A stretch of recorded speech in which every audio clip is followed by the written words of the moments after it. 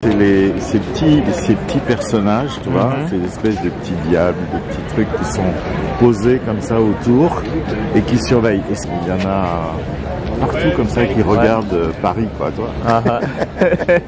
Et puis, ou pral ouais que c'est pas seulement Haïti, côté que mon ap fait gris-gris, hein, mon ap fait magie, côté mon ap maré moun. Hello la famille, bienvenue dans cette vidéo. Ici Ronel Paul dit Petit Canada, c'est un plaisir de vous accueillir.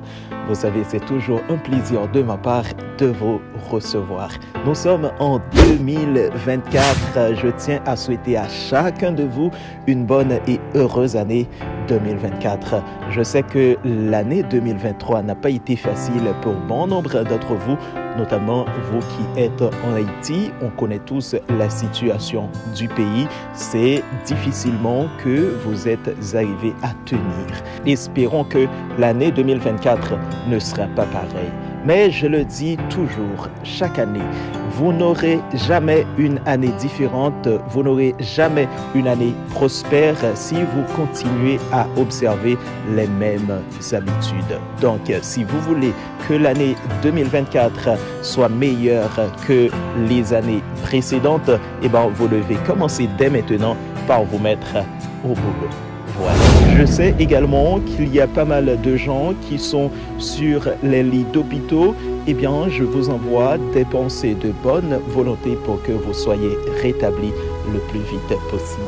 Alors, pour vous aider à bien démarrer l'année 2024, je décide de partager avec vous des cadeaux précieux que des amis m'ont donné. Ouais, je remercie rapidement Véronique Guémard et son mari Arnaud qui m'ont accompagné le jeudi 28 décembre 2023 pour visiter certains lieux touristiques et historiques de Paris. Ouais, c'est des cadeaux vraiment inestimable. Alors, moi, je décide de vous faire une vidéo, ou du moins plusieurs vidéos, pour vous présenter les lieux que j'ai pu visiter. En commençant d'abord par le musée du Louvre. Le musée du Louvre qui est le musée le plus visité au monde, le plus grand également et le plus célèbre. Vous aurez également une autre vidéo dans laquelle je vous parlerai un peu de la cathédrale Notre-Dame de Paris qui est actuellement en construction. Vous savez ce qui était arrivé à cette emblématique cathédrale. Je vous parlerai aussi de certaines images, de certaines sculptures que vous voyez régulièrement sur la déventure de Notre-Dame de Paris. Ces espèces de petits diables, de petits trucs qui sont posés comme ça autour et qui surveillent. Et si tu regardes bien, regarde dans le coin là-bas, tu les vois là. C'est comme des petits diables qui sont posés comme ça autour. Tu vois, il y en a tout autour. On appelle ça des gargouilles. Ok. Les gargouilles, ouais. Je sais que ça fait peur et c'est vraiment intéressant à regarder et aussi à connaître l'histoire de ces gargouilles-là. Et puis, nous ferons également un petit détour au mémorial des martyrs de la déportation. Lorsque j'ai pénétré à l'intérieur du mémorial des martyrs, ça me donne une certaine similitude avec la citadelle. Il y a des petites chambres, des chambres secrètes, des endroits plutôt sombres. Hein? Vous allez découvrir tout ça. Déjà, je vous souhaite bon visionnage et surtout bon apprentissage parce qu'il y a beaucoup de choses à apprendre. Là, nous sommes devant le musée du Louvre. Oui, le fameux musée du Louvre, le plus grand musée au monde, le plus célèbre également. Mais avant de vous donner plus de détails sur ce musée, eh bien, entrons dans ses entrailles.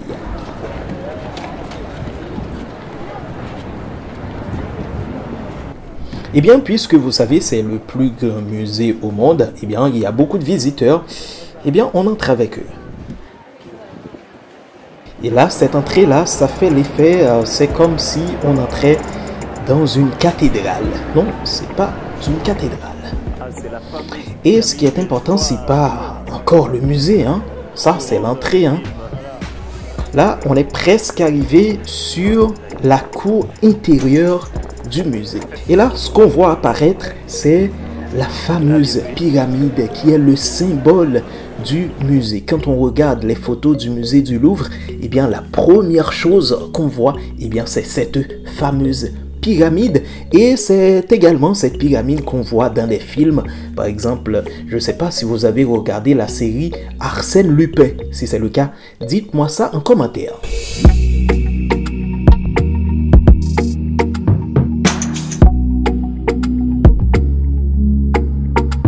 Et bien là, nous sommes arrivés sur la cour intérieure du musée du Louvre. Comme vous pouvez le constater, il y a beaucoup de visiteurs. Les gens se prennent en photo parce que c'est un truc de ouf de pouvoir visiter ce grand musée. Eh bien, regardez cette cour intérieure énorme, et au milieu il y a la fameuse pyramide qui est le symbole du musée. On l'appelle le Grand Louvre, et c'est par cette pyramide qu'il faut passer pour entrer dans les entrailles du musée, pour entrer dans les sous-sols, parce que c'est dans le sous-sol que se trouvent les galeries, également les statues, les œuvres d'art, et bien les objets précieux qu'il faut visiter. Et le musée a 3 ailes. Donc nous allons tourner en 360 pour vous montrer les ailes, les 3 ailes du fameux musée du Louvre.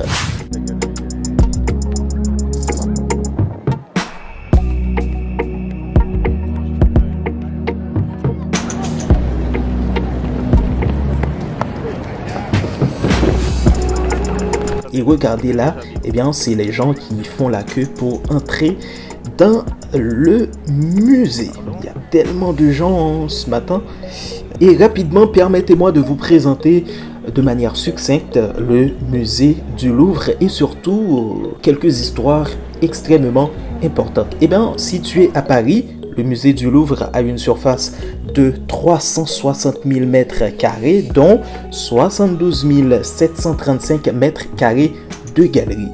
Le Louvre est l'un des musées les plus célèbres et les plus visités au monde. Il a été inauguré en 1793 et abrite une collection de plus de 460 000 œuvres allant de l'Antiquité au 19e siècle. La collection du Louvre est incroyablement diversifiée avec des œuvres d'art, des sculptures, des objets archéologiques, des bijoux, des meubles, des dessins, des gravures et bien plus encore.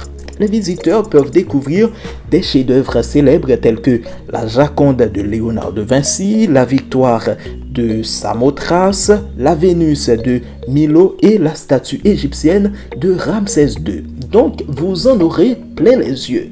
Et cette pyramide que vous voyez là actuellement n'a pas été là au début. Et voici à quoi ressemblait la cour intérieure du musée, qu'on appelle aussi la cour Napoléon, avant la construction de la pyramide. Cette photo a été prise en 1984.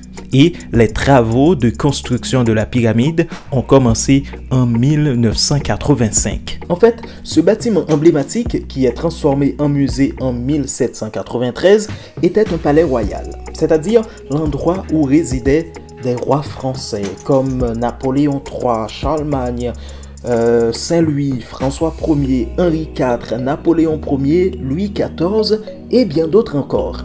Et après son départ pour Versailles en 1678, Louis XIV fait installer des sculptures au palais du Louvre.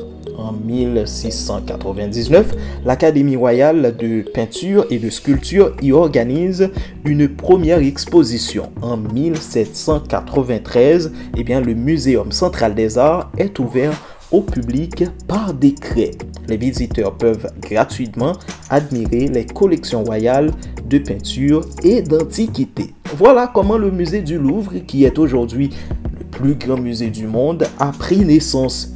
Et puisque c'est le musée le plus visité au monde, il fallait créer des conditions pour faciliter la circulation des visiteurs. Et en 1985, le président de l'époque, François Mitterrand, a fait construire cette pyramide qui fait office d'entrée dans le sous-sol du musée où se trouvent 72 735 mètres carrés de galeries et où sont entreposées 460 000 œuvres d'art. C'est l'architecte sino-américain Liu Mingpei qui a construit la pyramide baptisée le Grand Louvre, inauguré le 29 mars 1989.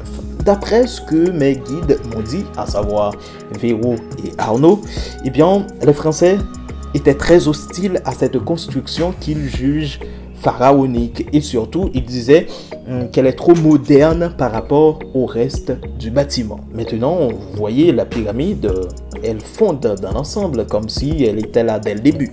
Voilà, vous savez tout.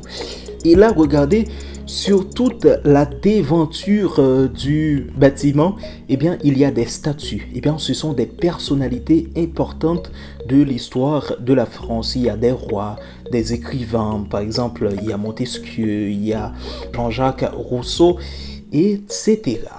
Et là, et regardez ici comment les entrées, ok, les portes d'entrée sont hautes et larges. Eh bien, c'est comme ça dans tous les bâtiments anciens, ok? Eh bien, c'est parce que à cette époque, les gens circulaient à cheval. Eh bien, il fallait qu'ils puissent entrer facilement, eh bien, sans descendre de leur cheval. Malheureusement, on n'a pas pu visiter à l'intérieur du musée, notamment dans le sous-sol, là où sont entreposées les œuvres d'art, parce qu'il fallait faire une réservation d'avance. Vous savez, c'est le musée le plus visité au monde, donc il y a eu tellement de visiteurs, notamment des gens qui offrent des cadeaux à leurs proches pour la fin d'année.